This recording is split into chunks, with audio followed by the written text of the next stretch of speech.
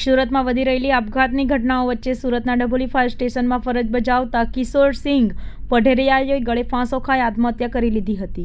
સવારે 7 થી 8 જેટલા ફોન કિશોરસિંહને કરાયા હોવા છતાં ફોન ન ઉઠાવતા તેમના ઘરે જઈ ફાયરના કર્મચારીઓએ તપાસ કરતા બારીમાંથી કિશોરસિંહ ગળે ફાંસો ખાધેલી હાલતમાં જોવા મળતા પોલીસને જાણ કરાઈ હતી, જેથી પોલીસે સ્થળે દોડી જઈ લાશનો કબજો લઈને તપાસ હાથ ધરી હતી।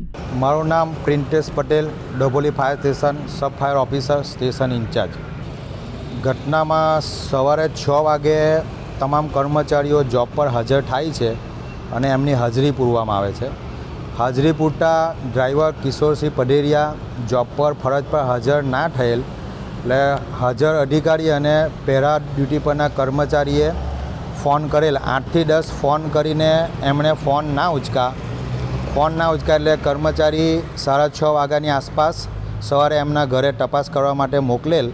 6:30 તપાસ કરતાં દરવાજા અંદરથી બંધ હતા, કોઈએ દરવાજા ખોલેલ નથી અને દરવાજા ઠોકીને ટ્રાય કરી પણ કોઈ અંદરથી રિસ્પોન્સ ન મળતા વોશરૂમની ફોલ્ડિંગ બારીના કાચને ખોલીને કર્મચારી માર્શલને અંદર પ્રવેશ કરાવતા સદર કર્મચારી નામે કિશોરસિંહ પઢેરિયા સારીને પંખા જોડે બાંધીને ફાંસો ખાધેલી હાલતમાં જોવા મળેલ।